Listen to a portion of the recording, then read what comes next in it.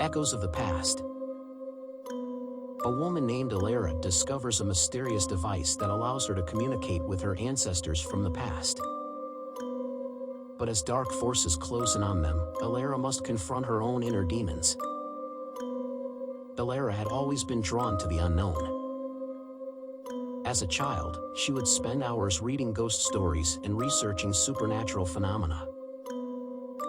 But she never imagined that one day, she would come face to face with the world beyond the living. It all began when she inherited her late grandmother's old Victorian house. Elara had always loved the grandeur of the old building, with its intricate woodwork and ornate furniture. But as she was exploring the attic one day, she stumbled upon a strange device hidden in a dusty corner. It was a brass box, about the size of a jewelry case, adorned with intricate symbols and etchings.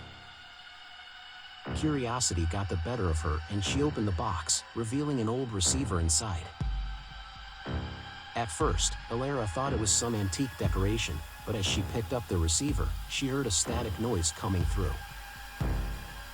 Her heart started racing as she realized that the phone was ringing. With trembling hands, she cautiously lifted the receiver to her ear. Hello! She said tentatively. To her surprise, a voice answered on the other end. It was a woman's voice, but it sounded faint and distant. Elara couldn't understand what the person was saying. It sounded like a foreign language. Just when she was about to hang up, the voice suddenly became clear. Elara, you have found the E-device. I am your ancestor, Isabel. Elara's eyes widened in shock. But the voice continued speaking, telling her that the E-device was a tool that allowed communication with ancestors from the past. Was this some kind of prank? Isabel explained that she was from the 17th century and that the device had been passed down through generations in their family. Overwhelmed with excitement and disbelief, Elara spent the rest of the day talking to her ancestors. She learned about their lives, their hopes and dreams, and the challenges they faced. She was fascinated by the stories they shared and felt a deep connection to her family history.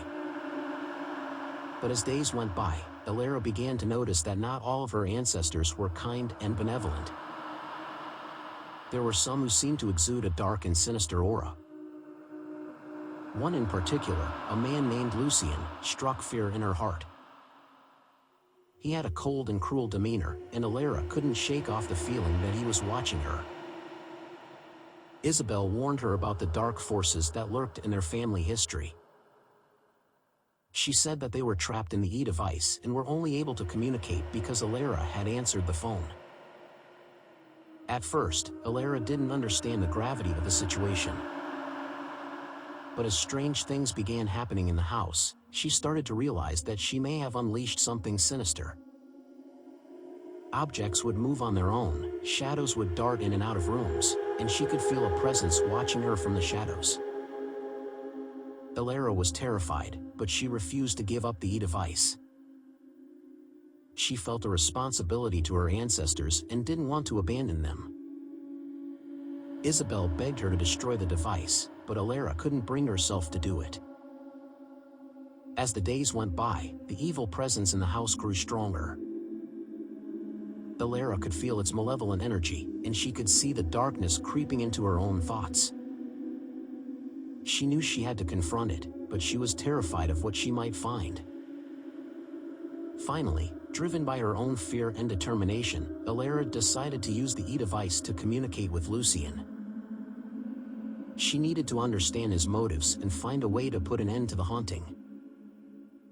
To her horror, Lucien revealed that he was not just an ancestor, but a distant cousin who had betrayed the family and made a pact with a dark entity.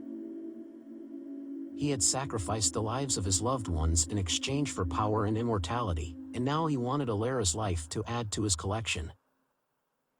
Fueled by rage and fear, Elara challenged Lucien. With the help of her other ancestors, she was able to banish him back to the realm of the dead. But her victory didn't come without a cost. Isabel and the others had to return to their resting places, leaving Elara alone in the house. Heartbroken and exhausted, Elara sat on her bed, holding the e-device in her hands. She couldn't believe the events of the past few days. But as she was about to put the device away, it started vibrating and emitting a bright light. Elara gasped as the light manifested into Isabel's spirit. She smiled kindly at her descendant, thanking her for saving their family from the darkness. Isabel then revealed that the e-device was a portal to the afterlife, and she wanted Elara to use it to communicate with her anytime she needed guidance. But as Elara reached out to touch the spectral form of Isabel, a sudden chill swept through the room. Isabel's smile began to distort into a twisted grin, her eyes glinting with a malevolent gleam. Elara recoiled in horror as she realized that it wasn't Isabel standing before her, but the dark presence of Lucien masquerading as her ancestor. Your family's legacy will be mine. Lucien's voice hissed, filling the room with a suffocating darkness. Elara's heart raced as she frantically tried to dispel the malevolent entity, but it was too late. The e-device began to crack and emit an otherworldly wail, a sound that sent shivers down Elara's spine. In a blinding flash of light, the room was consumed by shadows, and Elara found herself engulfed in a twisted realm between the living and the dead. The faces of her ancestors contorted into expressions of agony and despair, their voices echoing in an endless cacophony of torment. Realization dawned upon Elara that she had been deceived by the darkness lurking within her family's history. She had unwittingly unleashed a malevolent force that now threatened to consume her soul. As the shadows closed in around her, Elara's terrified screams were drowned out by the chilling laughter of Lucien, his wicked triumph reverberating through the haunted space. And so, Elara became trapped in the cursed realm, forever entwined with the tormented spirits of her ancestors. Her fate sealed by her curiosity in the e-device, she was destined to wander the shadowed corridors of the afterlife, a prisoner of the darkness that lurked within her family's legacy. The echoes of the past had turned into a haunting symphony of despair, a reminder of the price she paid for delving too deep into the unknown.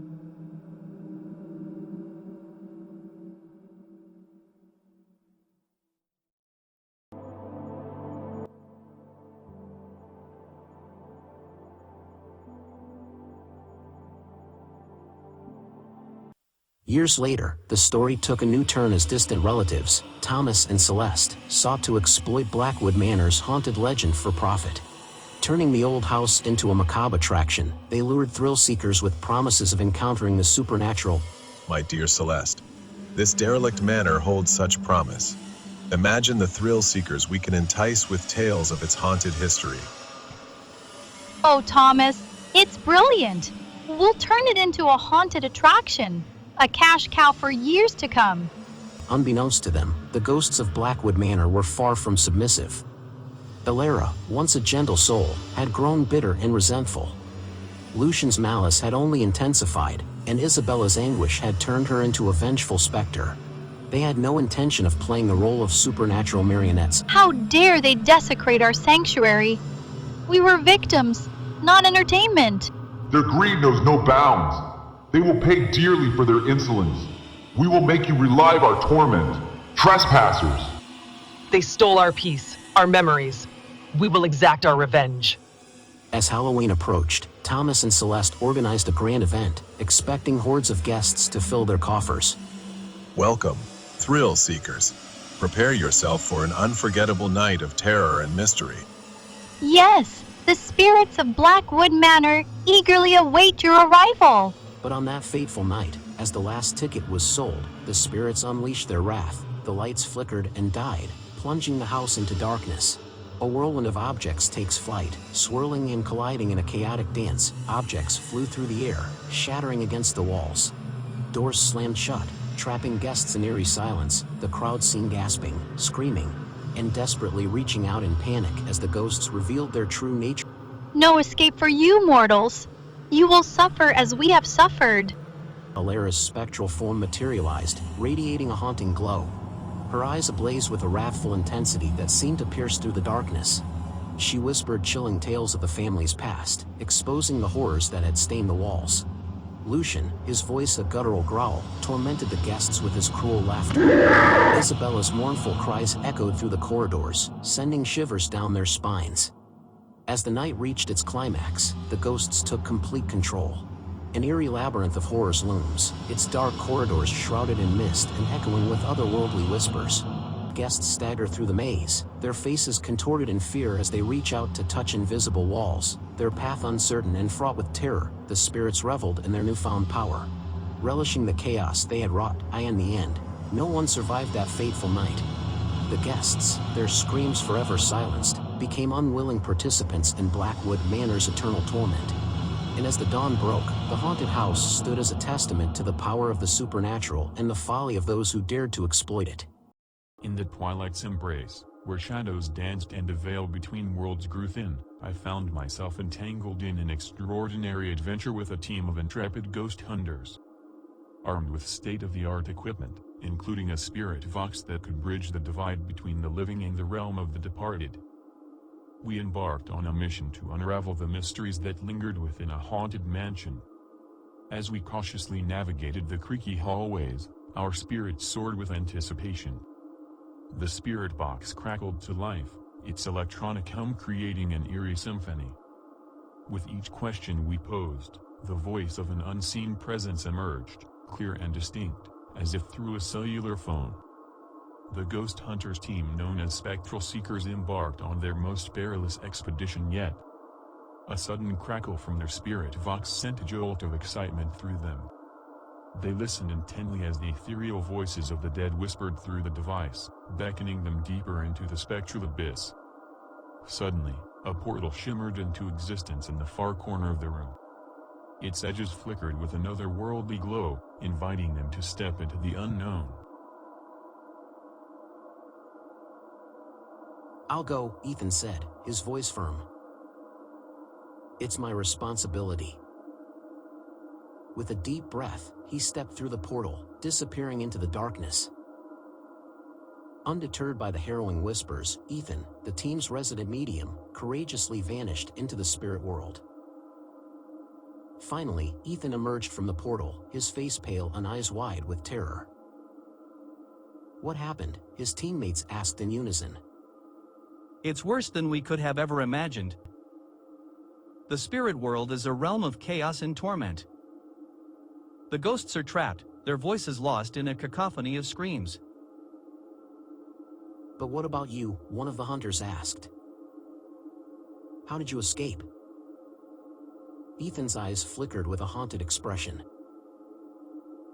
"I made a pact," he said. "I offered something of great value to the spirits, and they agreed to let me go." "What did you offer?" another hunter pressed. "My own soul." They witnessed Ethan's body begin to tremble uncontrollably. Before their very eyes, Ethan collapsed to the floor, his soul forever trapped within the spirit world. Fear gripped the team as they realized the true nature of their reckless pursuit. They had opened a door to a realm they could not control, and now one of their own was lost forever. Despite the tragic loss, an optimistic intern named Samantha eagerly volunteered to enter the portal. To their astonishment, after an eternity, she emerged giggling uncontrollably, her eyes sparkling with mirth rather than terror. She regaled them with tales of a whimsical journey through a bizarre landscape filled with dancing ghosts, emboldened by Samantha's seemingly harmless encounter. The remaining Spectral Seekers gathered their courage and opened the portal once more. Emily, drawn by an inexplicable curiosity, stepped into the ethereal void. However, Emily's experience was far from whimsical. Darkness enveloped her, and she felt herself falling into an abyss. As she landed softly on the ethereal plane, Emily felt disoriented. The world around her was dim and shadowy, filled with swirling mists and disembodied whispers. She could see the ghosts, pale, transparent figures with hollow eyes. They surrounded her, their cold fingers reaching out to caress her skin. Fear propelled Emily to flee, but her legs moved like lead. The ghosts pursued her relentlessly, their guttural moans echoing in her ears. She ran through the ghostly landscape, desperate to escape. Suddenly, Emily spotted a figure in the distance. A robed and hooded figure, its face hidden in shadows. It was the guardian of the realm between life and death. With a sense of urgency, she approached him. Please. Help me. They're after me. The man remained silent, his dark presence ominous in the dimly lit room. Instead of menacing her further, he let out an unexpected snore of laughter. Confused but desperate, Emily extended her hand towards him, and to her surprise, he offered her his oversized hands that seemed oddly friendly. Emily stumbled to the floor, her breath catching in her chest as the shadows around them seemed to dance with malicious intent. The other members of the Spectral Seekers rushed to her side, their cries of anguish drowned out by an eerie silence. As darkness enveloped them, a portal manifested before their terrified eyes. Its ethereal glow beckoned them towards an unknown fate. One by one, the Spectral Seekers vanished into the maw of the portal, their screams swallowed by the void. I knew then that their fate was sealed. The spectral realm was a treacherous place, where the boundaries between life and death blurred. The Spectral Seekers had crossed a line they could not return from. As the darkness consumed them, I witnessed the true nature of the portal. It was not a gateway to the afterlife but a conduit to an ancient, malevolent force that had long slumbered beneath the earth. The Spectral Seekers had unwittingly awakened a horror that would forever haunt their souls. As I, a guardian of the ethereal realm between life and death, I have witnessed countless horrors and wonders beyond human comprehension. But nothing could have prepared me for the night I stumbled upon the Spectral Seekers. As I sat in my kitchen on New Year's Day, enjoying a leisurely supper, the faint glow of something outside caught my attention. Curiosity piqued, I peered out the window, and there, hovering in the night sky, was an unidentified flying object. It was a strange craft, unlike anything I had ever seen before. It stood motionless, casting an eerie glow on the surroundings. I watched in amazement as it hung there, defying all known laws of physics. Suddenly, before my very eyes, it vanished into thin air, leaving me with a sense of wonder and disbelief. Later that night, as the hours crept by, I couldn't shake the feeling that something was amiss. I couldn't resist peering out the window again, and this time, my eyes beheld a truly extraordinary sight. 6 UFOs hovered in the night sky, their lights twinkling like celestial fireflies. A sense of unease crept over me as I watched the enigmatic crafts.